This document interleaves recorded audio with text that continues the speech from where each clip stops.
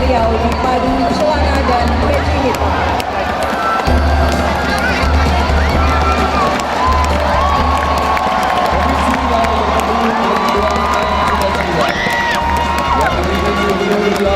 Bapak Haji Muhammad Yusuf Zalina pada pon 18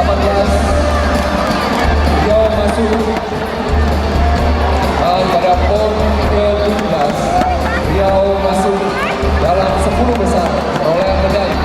Sebagai tuan rumah kontingen Riau dengan persiapan latihan cukup panjang, prestasi terbaik masuk 5 besar perolehan medali pon 18 kali ini.